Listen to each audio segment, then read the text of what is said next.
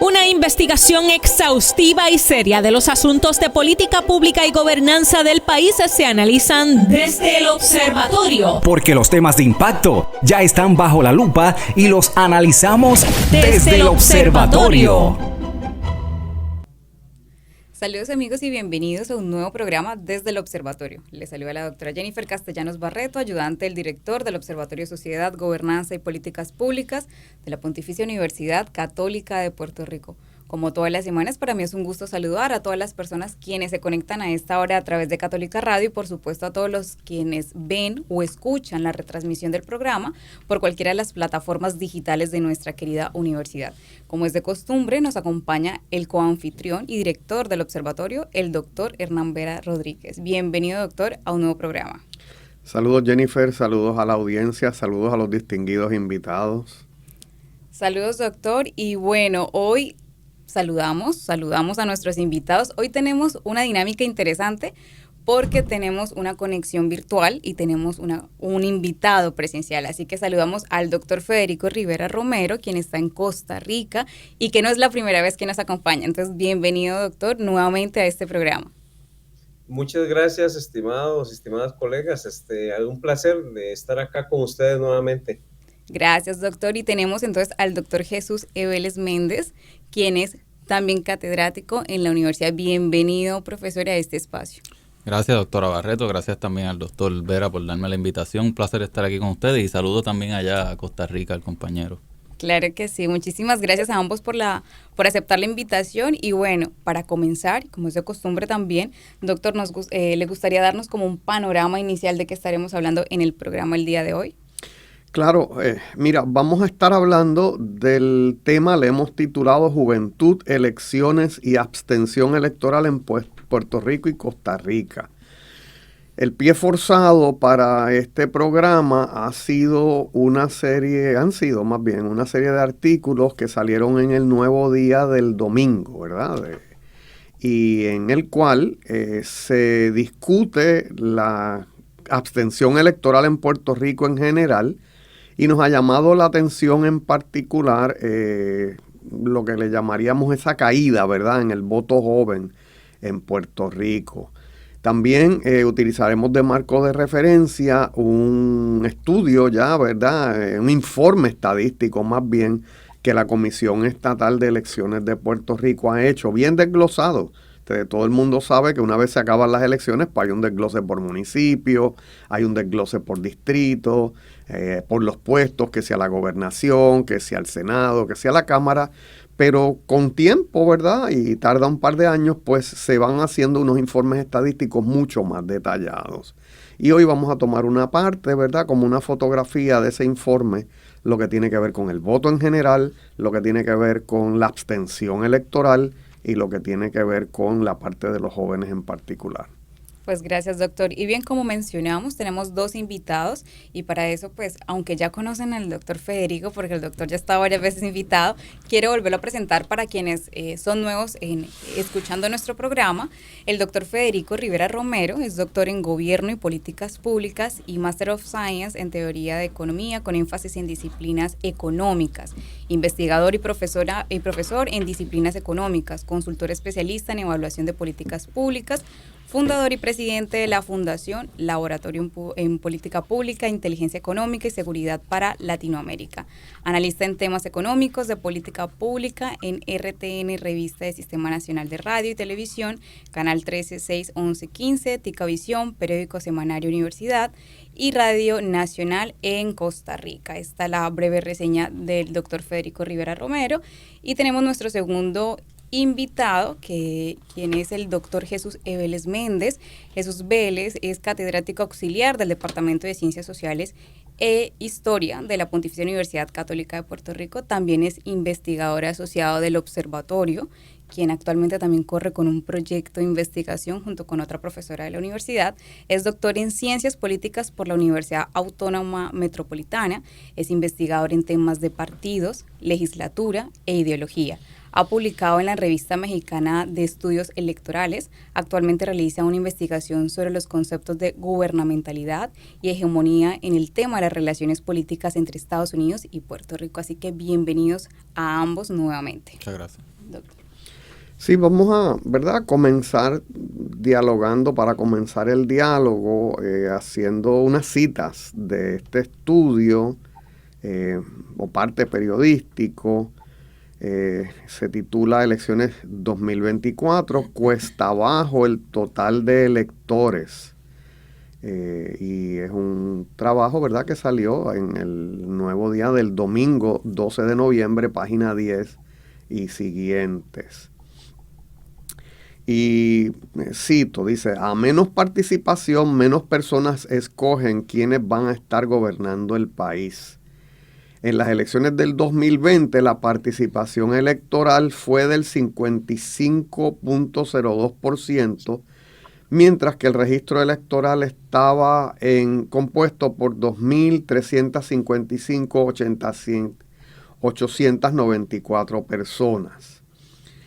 Fíjense qué interesante, el gobernador Pedro Pierluisi recibió el 33.2% de los votos emitidos para esos cargos y 1.059.515 electores hábiles no votaron en la papeleta estatal, según el más reciente informe de la Comisión Estatal de Elecciones que estaremos reseñando anteriormente.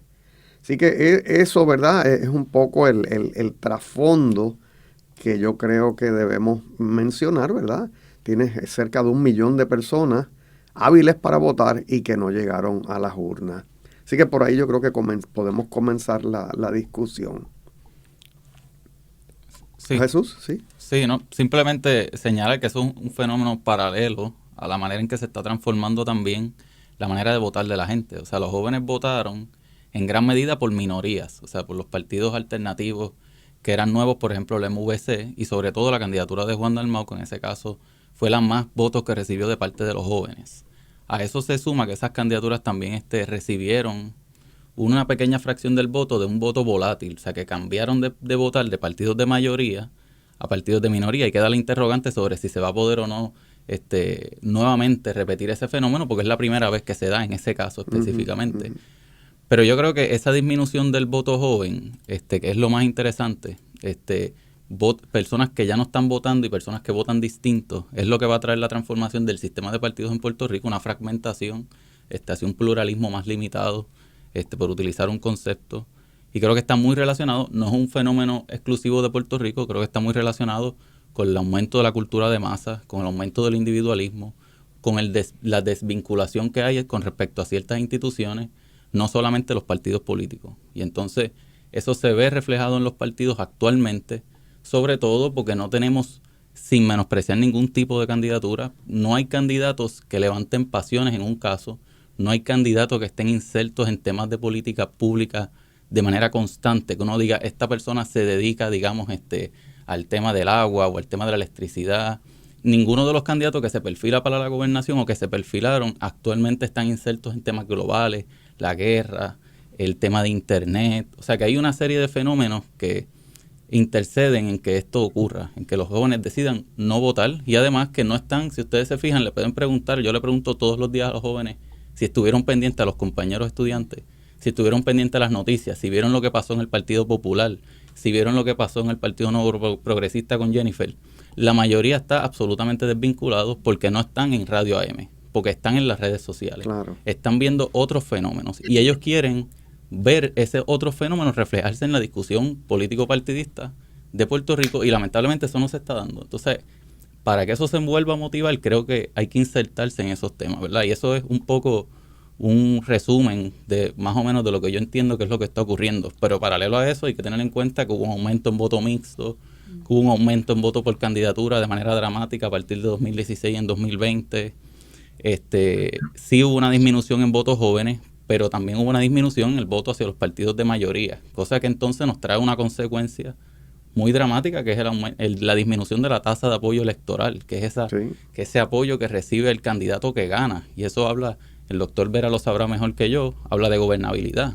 Claro. Porque si ustedes no tienen una legitimidad, una base legítima que los apoye en las elecciones y que les dé el respaldo para que ustedes puedan llevar un proyecto de política pública, es más difícil pasar proyectos, es más difícil que esos proyectos se implementen adecuadamente, hay más inestabilidad social, hay más protestas en la calle, que puede ser positivo o negativo, pero definitivamente el gobierno no puede ejecutar sus políticas y por lo tanto los problemas persisten. Creo yo que eso es un poco mi lectura de lo que está ocurriendo. Sí, excelente. Mira, vamos y ya mismo entramos con Federico. Encuentro importantísimo un gráfico que presenta el informe del 2020 de la Comisión de Elecciones. Es un gráfico de participación electoral, por ciento de participación electoral desde el 1900 hasta el 2020. Entonces, acuérdate que en el 1900 había cierta prohibición, estábamos saliendo de una prohibición de los partidos políticos que vino con la guerra hispanoamericana, ¿verdad? Así que ahí la participación electoral era de un 48%. Déjame abrir esto aquí un poquito más grande, porque yo me niego a ponerme espejuelos. Fíjate que en 1902 eso sube al 70%. En el 1920 era del 93%. Y ahí entramos en los 30, los 70 y pico, en el 40 con el proyecto de industrialización, el 80%, en el 52 con el proyecto de Lela 75%, 80% luego. Y en el 2008, 79%, en el 2012, 78%, y en el 16 cae en el 56%. Wow. Sí, casi la mitad de la población. Yo recuerdo cuando estaba en la escuela, a nosotros en la clase de proceso político electoral nos decían Puerto Rico es un ejemplo de democracia para Estados Unidos incluso, porque teníamos una tasa de participación mayor. Y hoy, pues, tenemos una tasa muy similar. Muy similar. Y más de 1 millón de personas no votan, cosa que habla muchísimo de cómo realmente se está trabajando el organismo electoral. Fíjense que yo no quiero aquí defender ninguna postura, pero sí escucho mucho la gente defendiendo en la calle la idea de quítenle dinero a la Comisión Estatal de Elecciones, porque el organismo lo que hace es malgastar, porque hay un montón de batatas políticas entre comillas. Y yo lo que creo es, mira, todo lo contrario, el presupuesto hay que utilizarlo para educar a la ciudadanía sobre lo que significa la democracia. Creo que por ahí va el tema del abstencionismo. Vale, Federico, danos una perspectiva de Costa Rica. Perfecto, gracias. Voy a hacer una síntesis un poco del antecedente de Costa Rica, porque para ubicar también a los audioescuchas y ubicar al país geográficamente, ¿verdad? Si nos ubicamos, el desarrollo de nuestro país siempre se generó desde el centro del país, ¿verdad? Y la periferia, digamos, fue la que a través del tiempo quedó digamos, con menos recursos, y fue donde empezó a concentrarse la pobreza. En la historia de Costa Rica, para los que no la conocen, se abolió el ejército en 1949, en 1948 tuvimos una guerra civil, y después de esa guerra civil se abolió el ejército.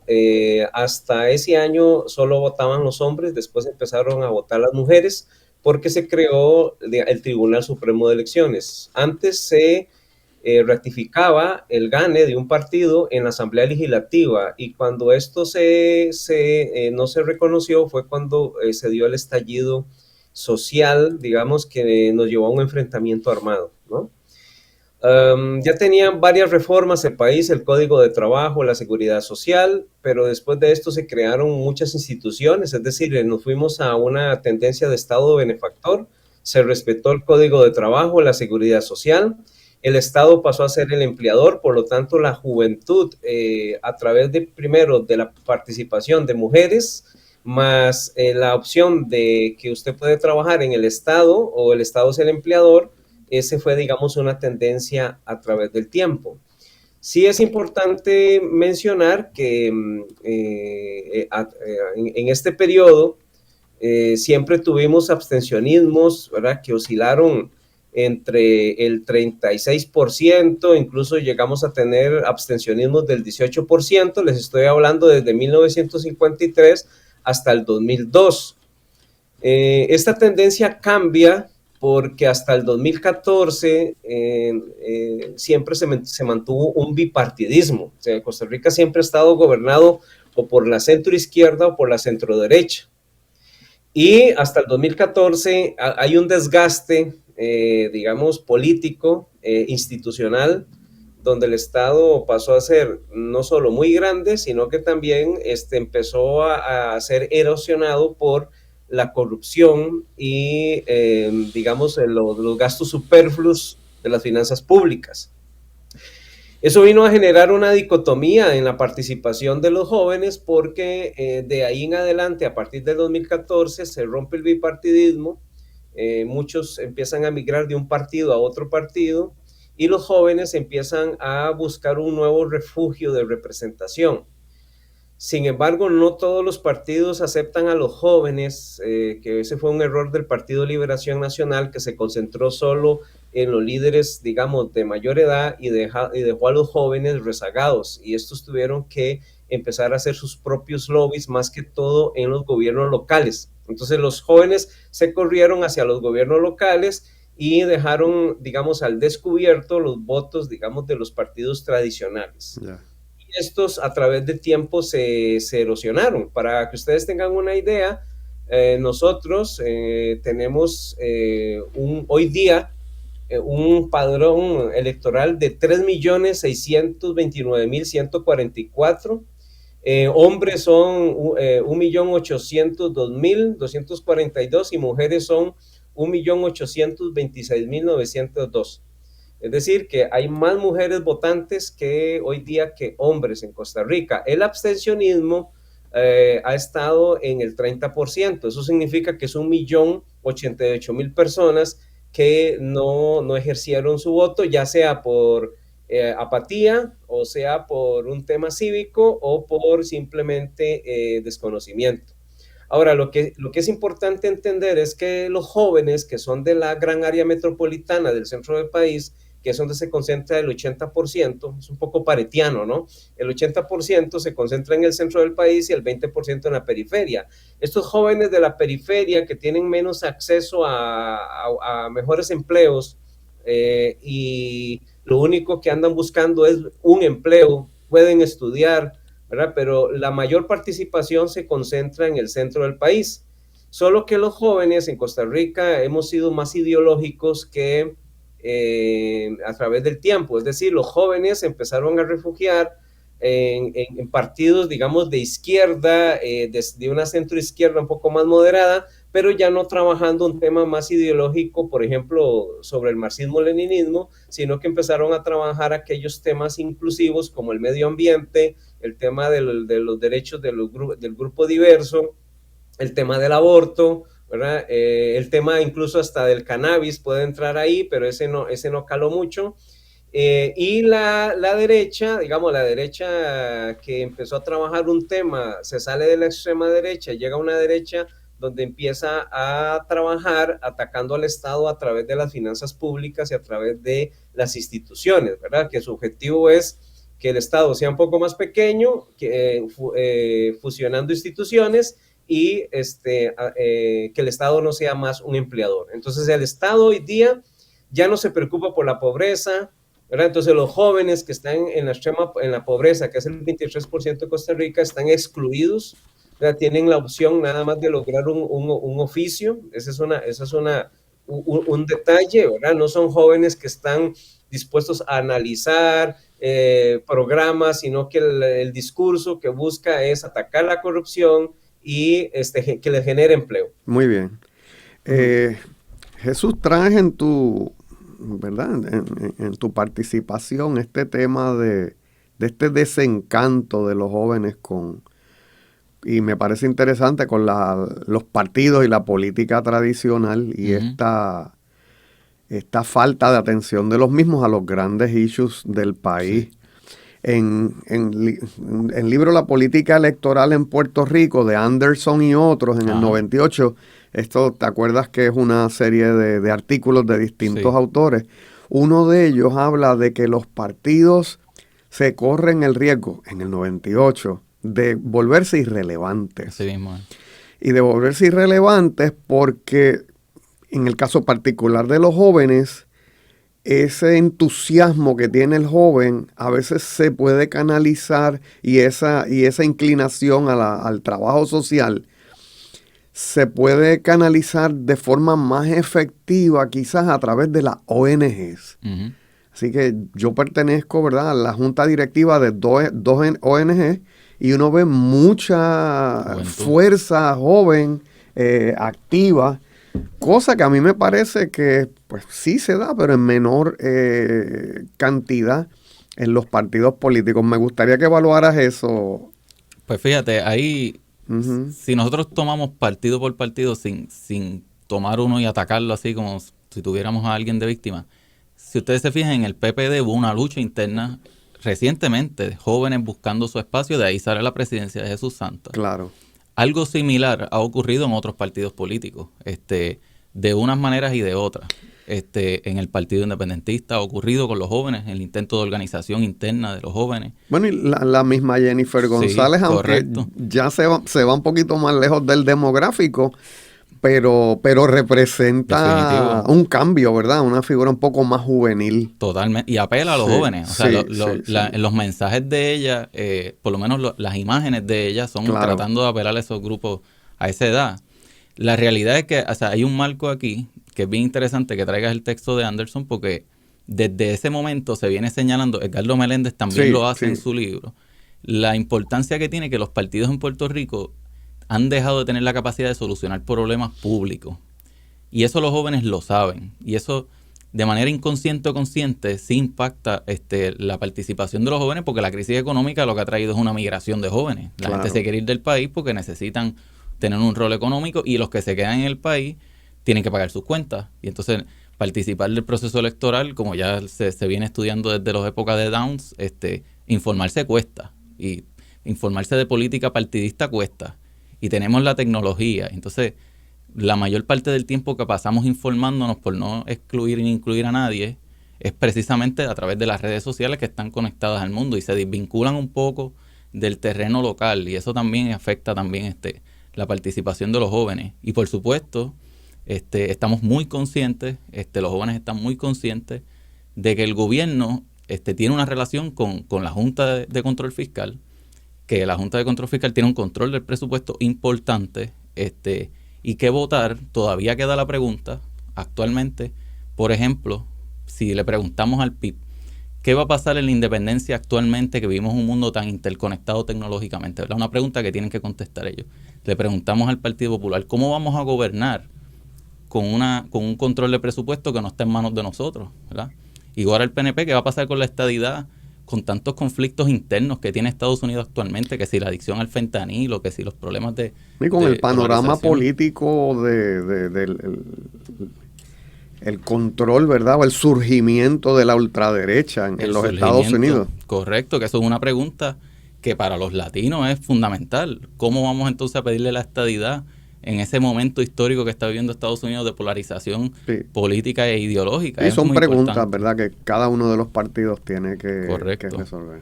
Magnífico, doctores. Pues necesitamos ir a una pausa y ya regresamos desde el observatorio. Desde el observatorio. Amigos, estamos de vuelta en Desde el Observatorio, hoy hablando sobre la juventud, elecciones y abstención electoral en Puerto Rico y Costa Rica, hablando con el doctor Federico Rivera Romero desde Costa Rica y con el doctor Jesús Eveles Méndez de aquí, de la Pontificia Universidad Católica de Puerto Rico. Doctor Vera, ¿le gustaría hacer algunos comentarios o comentar algunas ideas en este segundo segmento?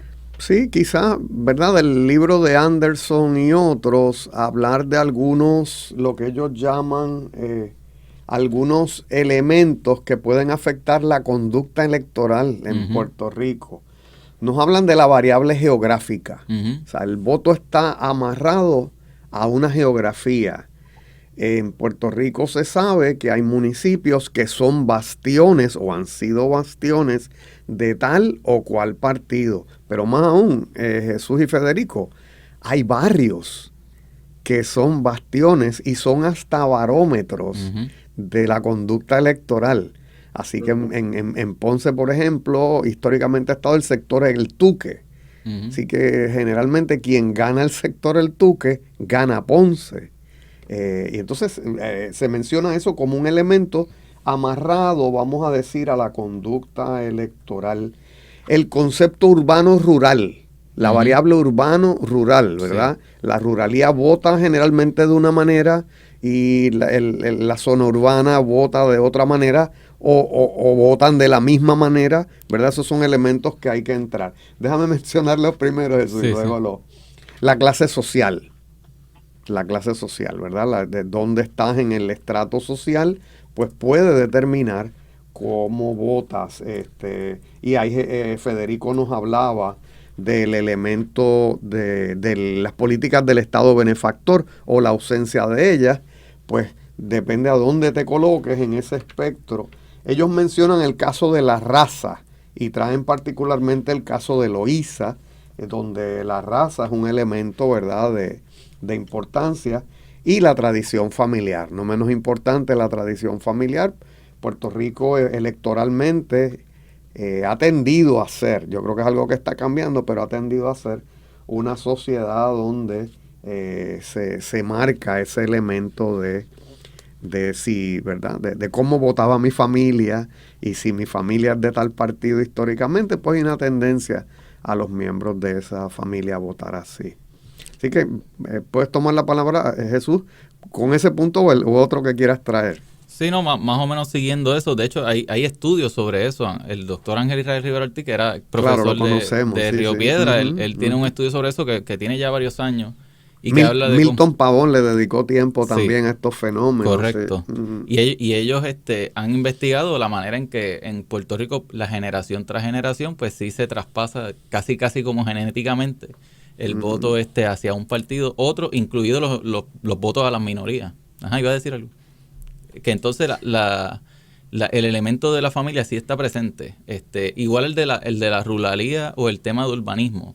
Fíjate que cómo fue que pasó en San Juan en las pasadas elecciones. Es verdad. Donde hubo una transferencia realmente fue en San Juan. O sea, donde estuvo a punto de perderlo el PNP o el Popular fue precisamente en el área de San Juan. Y donde más votos obtuvieron las minorías fue en el área de San Juan. Y hay un elemento ahí que me interesa traer, probablemente no estudiado, que tiene que ver precisamente con estos votos de la periferia, por decirlo de una manera. Los votos de los pueblos más pequeños, donde muchos alcaldes tienen mucho control y muchos años en el poder, y que han perdido también dinero y presupuesto que se les ha eliminado y que han hecho muchas promesas a base de dinero de FEMA desde que pasó María, y entonces ahora estos alcaldes se encuentran debilitados. O sea, son alcaldes que cada vez menos gente va a votar por ellos, porque ya ellos no tienen la capacidad de cumplir sus promesas, porque han perdido dinero también, y porque obviamente el presupuesto del gobierno de Puerto Rico cada vez está más limitado, precisamente por lo que mencionaba el compañero, que tiene que ver con la reducción del presupuesto fiscal por la implementación de medidas de ajuste. Y entonces eso va a afectar inevitablemente la manera en que la comisión se mueve, que los municipios se mueven para poder atraer votantes. Hablo del municipio que yo pertenezco, que es Las Piedras. Un alcalde que actualmente sacó 6,000 votos en las pasadas elecciones. Si vamos 2 elecciones atrás, tiene casi 12,000 votos. Entonces hubo una reducción de casi un 50% de su votación. Eso pues va a traer un sinnúmero de problemas. Es evidente que a nivel de ciudades siempre hay un voto distinto, porque es donde la gente más se informa, la gente está más activa políticamente, hay mucho más acceso a la información por diversas razones, etcétera. El otro elemento que tiene que ver con el caso de las clases sociales, en caso de Puerto Rico, eso es algo que ha sido bien poco estudiado, pero también hay algunos libros por ahí que tienen que ver con el tema de las clases. Sabemos que, por ejemplo, históricamente el PNP, por estar aliado en su momento con el ala más socialista, con las coaliciones, que me refiero, a los estadistas, sí apelaban a los sectores más pobres de la población. Y, por ejemplo, el famoso emblema de los estadistas, que era la estadidad para los pobres, etcétera. Eso también ha perdido vínculo. Ahora mismo ese voto está muy esparcido. Es cierto que lo último que yo vi es que las clases medias votan por votos alternativos. O sea, prefieren votar por el Partido Independentista, por el MVC, por candidatos nuevos, etcétera, más que por partidos oficialistas. Y en las clases de menores ingresos, lo que tiene que ver, los sectores con menores ingresos, lo que tiene que ver con los fondos federales es algo definitivo. Sí. ¿verdad? Definitivamente. Tal partido, tal candidato va a apoyar el que haya más fondos federales, pues o los votos parecen tender a fluir hacia esa línea, ¿verdad? Y por eso no nos sorprende en lo absoluto que los candidatos todavía apelen a ese discurso. Claro. O sea, que hablen de atraer más fondos, de buscar más dinero para ayudas económicas del PAN, para ayuda económica de vivienda, que eso es un discurso que a muchos de nosotros nos hace ruido, porque decimos otra vez con el tema, necesitamos traer propuestas de desarrollo económico, pero es que están apelando a una base electoral importante ahí. Claro. Eso es interesante. Volviendo al tema de los jóvenes y volviendo al informe de la comisión, encontramos que en el 2020, entre 18 y 19 años, Jesús, había 41.552 jóvenes inscritos.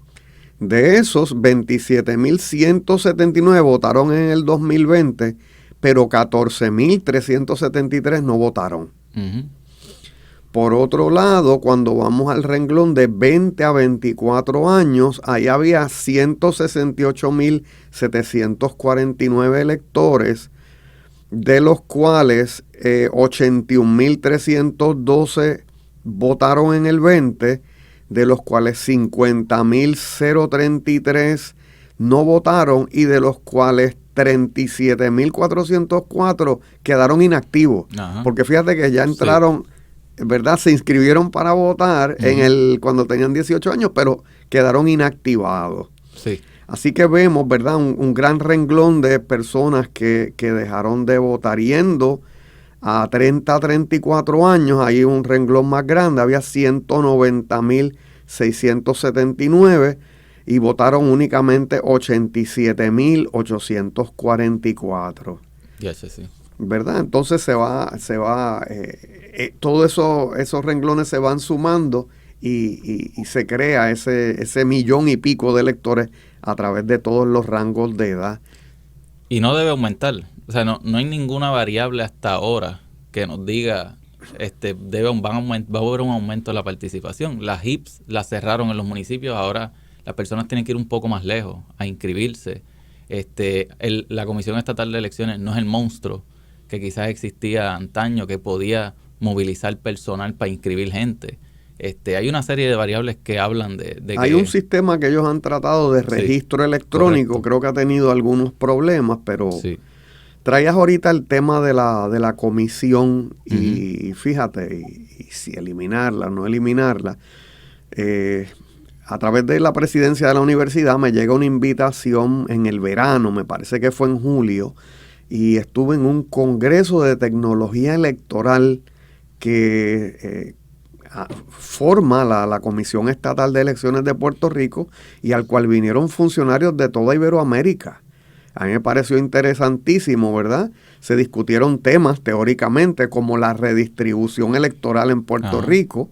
Interesantemente, ¿verdad? Sabes que en la prensa ha habido mucha, tirantes con ese tema, que si este grupo o aquel grupo dominó la discusión. Allí estaban los representantes de los dos partidos principales, ¿verdad? Allí tenías a Toñito Silva, me parece, tenías a Mundo. Edwin Mundo. Tenías a Edwin Mundo, tenías a la juez presidente del Tribunal Supremo de Puerto Rico. O sea, tenías una serie de personas muy serias, explicando las razones demográficas y técnicas por las cuales se da esa redistribución electoral y cómo se basa en la ciencia, cómo el Instituto de Estadística y cómo los consultores apoyaron esa redistribución electoral. Así que es una cosa que llama la atención. Sí. La segunda que me llamó la atención, Jesús, es la cantidad de tecnología. Porque había booths, ¿verdad? Había presentaciones de personas y compañías que vendían equipos de tecnología electoral, que iban desde máquinas de hacer escrutinio electrónico, como las que usamos en Puerto Rico, hasta compañías que te vendían todo un sistema de registro electrónico y de voto móvil.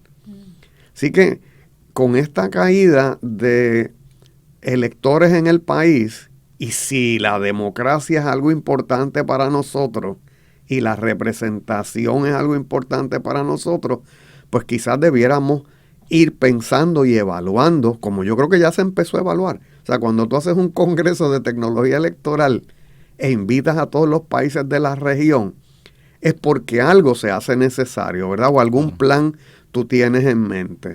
Y me parece que esa es una vía a través de la cual se puede. Viste, en las elecciones del 20 hay un gran sector de voto adelantado, ¿verdad? Se flexibilizaron las normas para voto adelantado y hubo gente que votó de manera adelantada. Que fue limpio o no fue limpio, pues son cosas que hay que mejorar. Que a un partido tenía unas estrategias y se le adelantó a otros en esos procesos, pues todos pónganse a la par, ¿verdad? Pero creo que hay que modernizar el sistema electoral en Puerto Rico, que hay tecnologías allí, que creemos en la tecnología para muchas cosas. O sea, nosotros todos pagamos con ATM, por no decir el nombre que se usa acá, ¿verdad? Pagamos todos con sistemas de paga electrónica, tenemos depósito directo, tenemos múltiples formas de hacer las cosas de día a día a través de la tecnología. Para eso confiamos, pero para lo electoral no. Sí. Y creo que hay mucha labor de educación que hay que hacer. Sí, hay muchas dudas en ese frente. Mucha gente, por ejemplo, desconfía más de ese proceso electoral. Y fíjate, muchos países tienen muchísima participación a distancia de parte de sus electores. Creo que Finlandia, como un 70% de la gente vota por correo, una cosa así. Que nosotros con la pandemia fue que vinimos a adaptar eso, a que la gente pudiera votar por adelantado, y por eso hubo un aumento. Es verdad que para que mejore el voto adelantado tiene que mejorar el ala más representativa, porque entonces ese trabajo es voluntario, ¿verdad? Sí. El trabajo de ir a las casas y llevar la boleta para que la gente vote no se le paga a nadie. Por lo tanto, las maquinarias de los partidos tienen que hacer un trabajo muy fuerte para conseguir gente y llevarla a las casas, y ahí es que vienen las ventajas y desventajas. Que entonces, si se trabaja ese frente representativo y se mejora la tecnología, el voto debería de aumentar, porque probablemente muchos jóvenes sí quieren votar, pero ese día no les interesa salir a hacer ningún esfuerzo por hacer una fila, que no estaban cortas en los colegios electorales. Tampoco quieren hacer el trámite. Muchas veces el mismo trámite de voto adelantado, el mismo joven desconfiaba. Yo no voy a dar mi voto de esa manera, o X o Y razón. Y entonces mucho menos van a levantarse para hacer una fila. Eso es lo que muchas veces es un impedimento. No es la norma, no es la variable determinante, pero es importante también. Y yo creo que sí, deberíamos el voto por escrutinio el escrutinio electrónico en Puerto Rico fue un súper adelanto. Claro. Estar hasta las 9 de la noche contando votos versus ahora que la máquina te imprime, y que hubo mucha confianza en ese proceso, bien pocos cuestionamientos al respecto. O sea que fue un adelanto muy positivo con los dimes y diretes que tuvo cuando se implementó. Volvamos con Federico. Federico, ¿alguna respuesta o comentario sobre estos temas?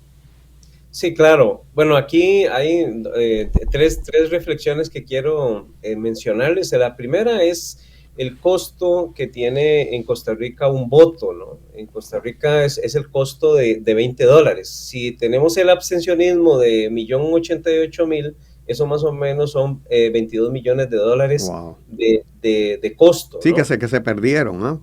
Se perdieron, exactamente. Ahora, el abstencionismo siempre en la segunda vuelta, porque no teníamos la tendencia de ir a una segunda vuelta, sino que eso empezó a surgir a partir de la decadencia del bipartidismo y resurgimiento de otros partidos entrando a la arena política.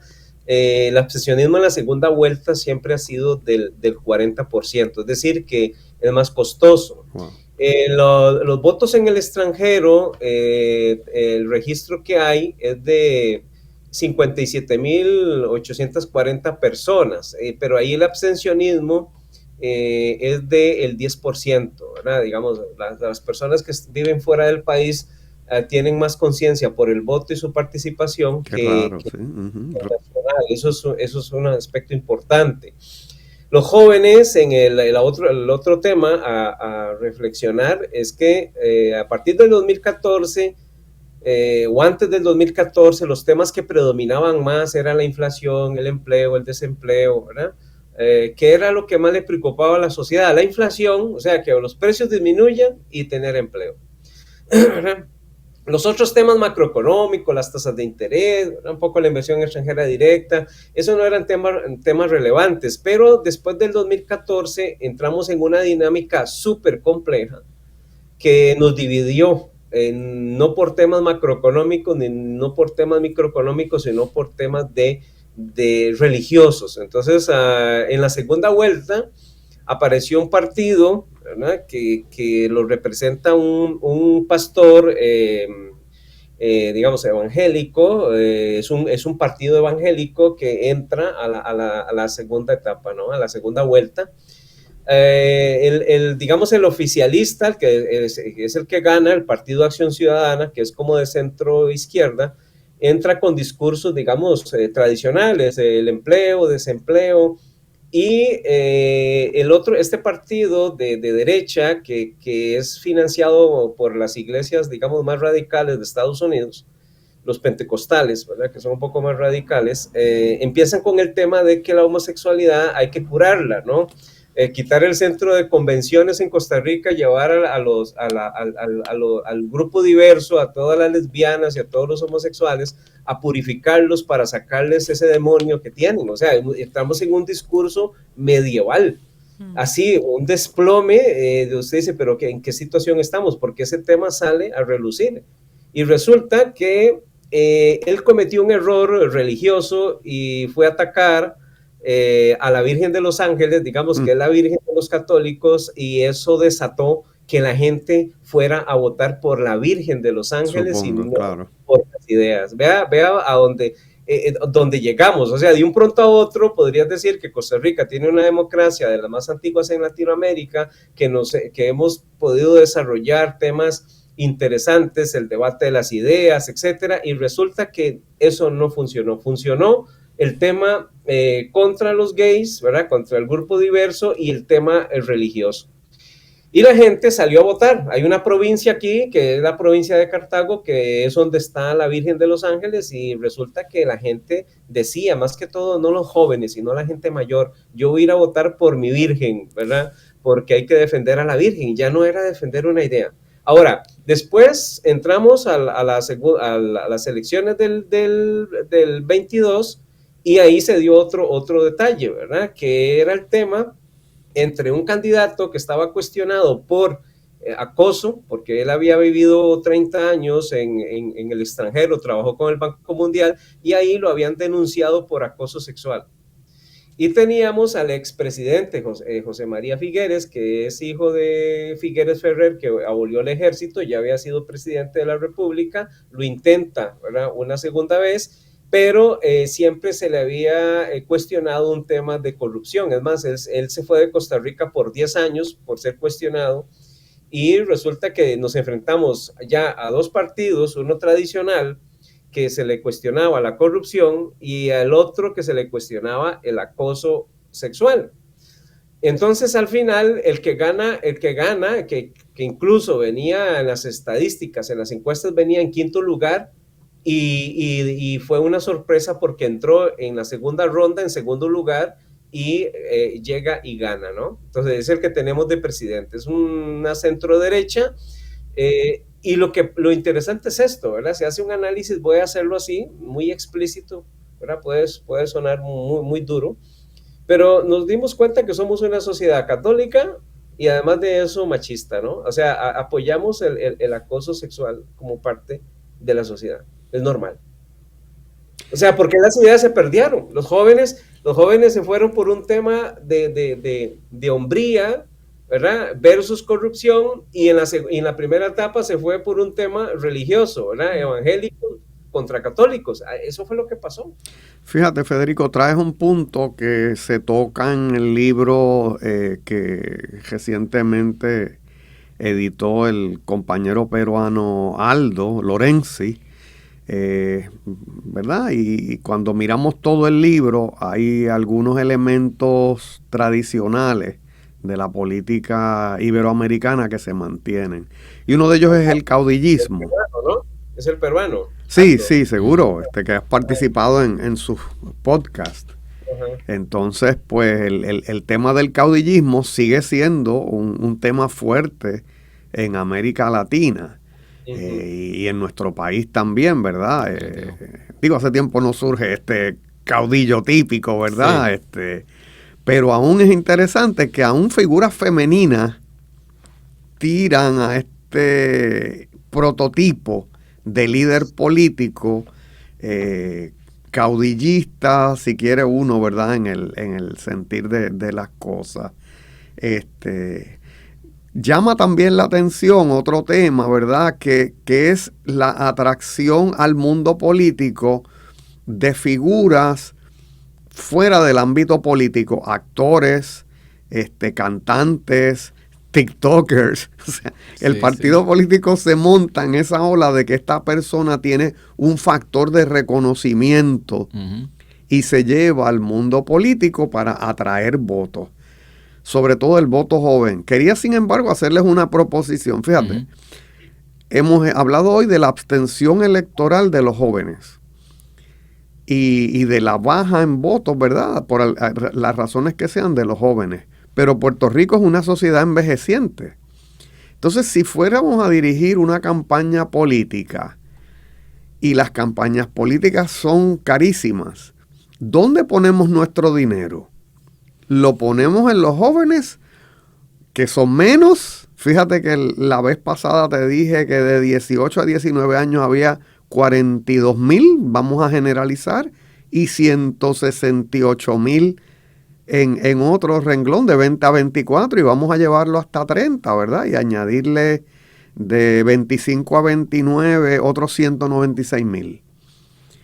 O vamos a poner nuestra fuerza en temas que tienen que ver con gente más adulta, porque constituyen un pedazo más grande del registro de votantes de nuestros países. Yo creo que, y esto es una opinión, y entonces te digo algo más, claro, más serio, por decirlo así, pero yo creo que más por la segunda parte, y que por esa razón se ve una moderación, por no decir ningún nombre, en los discursos de muchos candidatos, porque saben que tienen que apelar todavía a sectores más conservadores, más de centro, más pragmáticos, y menos entusiasmados con temas que quizás son muy controversiales para unas generaciones más que para otras, y que si se encargan de tocar esos temas tan controversiales y apelar a esos sectores para atraer voto joven, es muy probable que fracasen. Okay. Fíjese que mucho hablamos de eso del abstencionismo de los jóvenes y del abstencionismo en general, pero hay un voto, casi pudiéramos decir que quizás pudiera llegar a un 10%, un fuerte voto, de gente que sus hijos o sus nietos los convencieron de que hicieran un voto distinto.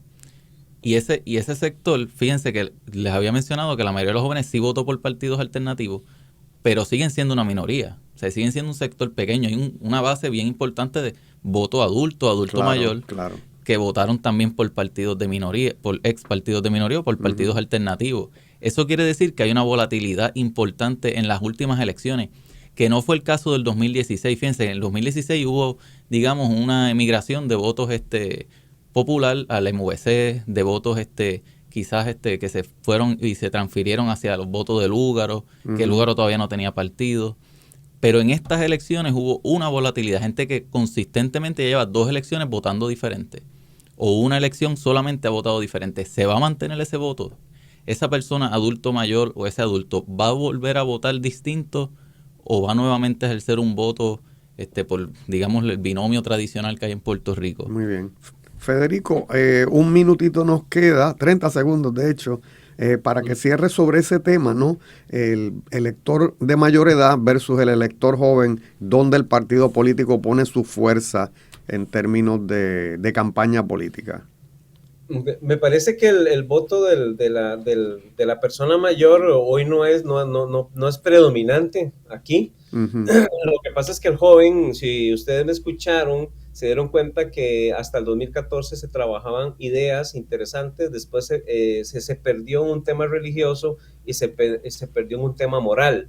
Es decir, el joven no tiene en este momento una información acertada, se refugia en las redes sociales donde la desinformación me parece que es la que predomina. Sabemos que el voto es muy emocional, por lo tanto me parece que los políticos saben que eso es un buen nicho. Sin embargo, en Costa Rica se trabaja mucho con la extrema pobreza los jóvenes de la extrema pobreza, ofreciéndoles nuevos empleos o futuros empleos, porque eso es lo que a ellos les preocupa. Y la parte tradicional por familia, antes era el 50-60%, ahora las estadísticas nos dicen que solo es el 10%, o sea, la gente vota por tradición familiar solo un 10%. Por lo tanto, de mi punto de vista, la persona mayor ya no es relevante para poder incidir en el gane de un candidato, porque al final lo que se busca son caudillos con populistas, con, digamos, descalificador. El presidente que tenemos es un presidente que se caracteriza por descalificar, y ha enfrentado a los medios de comunicación, digamos, ha generado la polémica, que parece que lo que le gusta a la gente, le gusta el conflicto, y él por ahí se ha tratado de mantener, pero eso lo viene erosionando, porque la gente está empezando a cansarse de lo mismo, y lo que busca la gente es una respuesta a las propuestas que el presidente propone. Entonces, los jóvenes hoy día en Costa Rica están trabajando más en los gobiernos locales. Se ve, por ejemplo, que se acompañan ellos de una persona mayor, es decir, soy joven, pero hay alguien que me asesora con experiencia, y por ahí es donde tenemos la tendencia. Muchas gracias.